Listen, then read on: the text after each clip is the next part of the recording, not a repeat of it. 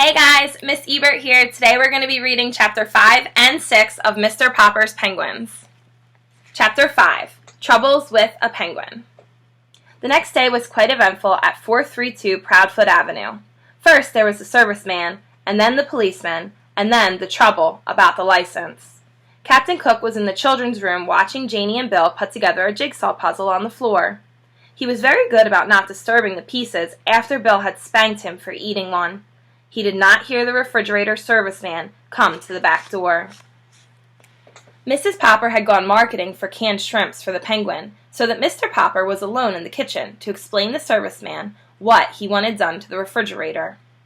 The serviceman put his tool bag down on the kitchen floor, looked at the refrigerator, and then at Mr. Popper, who, to tell the truth, had not shaven yet and was not very tidy. "Mister," he said, "you don't need no ventilating holes in that there door." "It's my icebox, and I want some holes bored in the door," said Mr. Popper. They argued about it for quite a while. Mr. Popper knew that to get the serviceman to do what he wanted, all he had to do was explain that he was going to keep a live penguin in the icebox, and that he wanted his pet to have plenty of fresh air, even though the door was closed all night.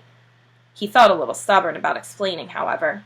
He didn't want to discuss Captain Cook with this unsympathetic serviceman, who was already staring at Mr. Popper as if he thought that Mr. Popper was not quite right in the head. "Come on, do what I said," said Mr. Popper. "I'm paying you for it." "With what?" asked the serviceman. Mr. Popper gave him a $5 bill. It made him a little sad to think how many beans it would have bought for Mrs. Popper and the children. The serviceman examined the bill carefully as if he didn't trust Mr. Popper too much, but at last he put it in his pocket, took a drill from his tool bag, and made 5 small holes in a neat pattern on the refrigerator door. "Now," said Mr. Popper, "don't get up. Wait a minute. There's one more thing." "Now what?" said the serviceman. "I suppose now you want me to take the door off its hinges, or let in a little bit more air. Or do you want me to make a radio set out of your icebox?" "Don't get funny," said Mr. Popper. "That is no way to talk. Believe it or not, I know what I'm doing. I mean, having you do. I want you to fix an extra handle on the inside of that box, so it can be opened from the inside of the box." "That," said the serviceman, "is a fine idea. You want an extra handle on the inside. Sure, sure." He picked up his tool bag. "Aren't you going to do it for me?" asked Mr. Popper. "Oh, sure, sure," said the serviceman, edging towards the back door. Mr. Popper saw that for all his words of agreement, the serviceman had no intention of putting on an inside handle. "I thought you were a serviceman," he said. "I am. That's the first sensible thing you've said yet." "You're a fine kind of serviceman if you don't even know how to put a handle on the inside of an icebox door." "Oh, I don't I? Don't think that I don't know how. As far as that goes, I've even got a spare handle in my tool bag and plenty of screws. You needn't think I don't know how to do it, if I wanted to." Mr. Popper silently reached into his pocket and gave the serviceman his last $5 bill. He was pretty sure that Mrs. Popper would be annoyed at him for spending all that money, but it could not be helped. "Mister," said the serviceman, "you win. I'll fix your extra handle, and while I'm doing it, you sit down on that chair there, facing me, where I can keep a good eye on you." "Fair enough," said Mr. Popper, sitting down. The serviceman was still on the floor, putting in the final screws that held the new handle in place, when the Penguin came out into the kitchen on his silent pink feet. Surprised at seeing a strange man sitting on the floor, Captain Cook quietly walked over and began to peck him curiously. But the serviceman was even more surprised than Captain Cook. "Ork!" said the Penguin. Or perhaps it was the serviceman. Mr. Popper was not sure what had just happened when he picked himself up off the chair a moment later. There had been a shower of flying tools, a violent slamming of the door, and the serviceman was gone.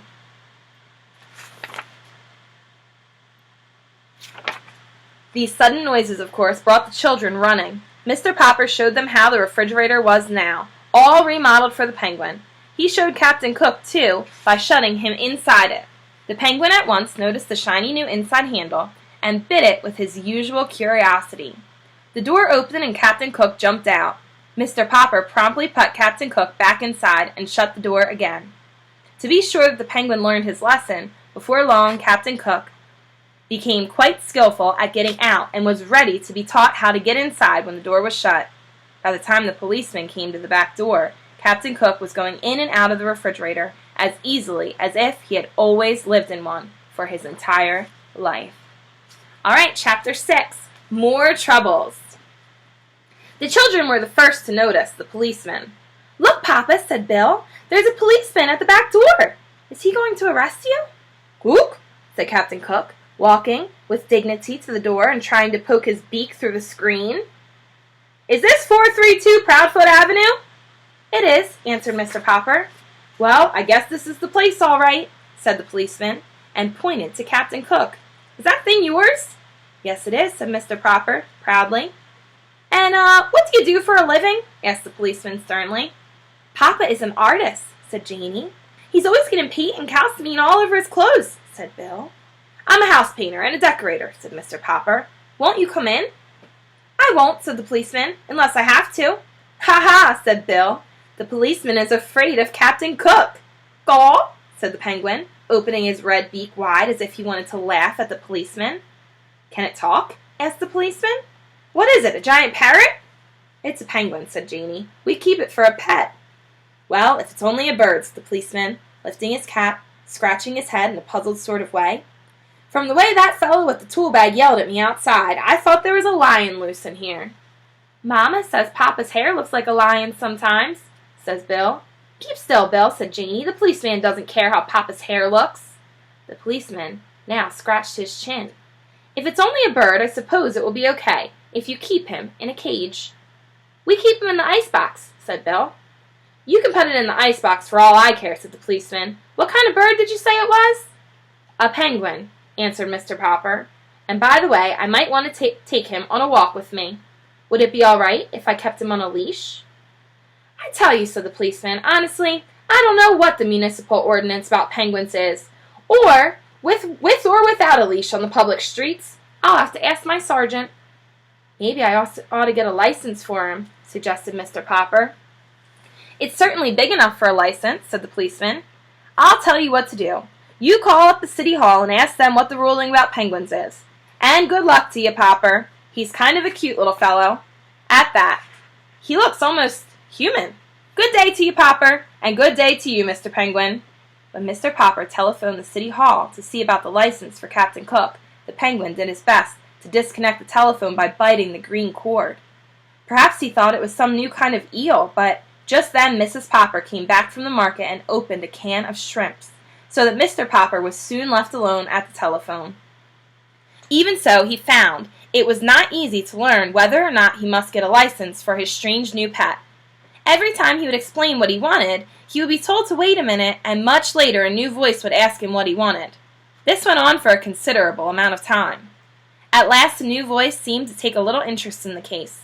Pleased with this friendly voice, Mr. Popper began again to tell about Captain Cook. "Is he a army captain, a police captain, or a navy captain?" "He is not," said Mr. Popper. "He's a penguin." "Will you repeat that again, please?" said the voice. Mr. Popper repeated it. The voice suggested that perhaps he had better spell it. "P-E-N-G-U-I-N,"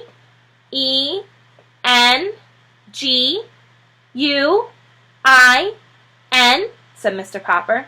"Penguin." "Oh," said the voice. "You mean that Captain Cook's first name is Benjamin?" "No, not Benjamin. Penguin. It's a bird," said Mr. Popper. "Do you mean," said the phone in his ear, "that Captain Cook wishes to license to shoot birds?" "I am sorry, the bird hunting season does not open until November, and please try to speak a little bit more distinctly. Mr. Topper? Did you say your name was Topper?" "My name is Popper, not Topper," shouted Mr. Popper. "Yes, Mr. Potter. Now I can hear you quite clearly." "Then listen," roared Mr. Popper, now completely outraged. "If you folks at the City Hall don't even know what penguins are, I guess you don't have any rules saying that they have to be licensed. I will do without a license for Captain Cook, thank you." "Just a minute, Mr. Popwell, or Mr. Treadbottom of the Bureau of Navigation of Lakes and Rivers and Ponds and Streams has just come in. I will let you speak to him personally. Perhaps he knows this Benjamin Cook of yours." In a moment, a new voice was speaking to Mr. Popper. "Good morning. This is the Automobile License Bureau. Did you have this same car last year? And if so, what was the license number?" Mr. Popper had been switched over to the county building. He decided to hang up. Alright, that's all for today. See you again tomorrow. Bye!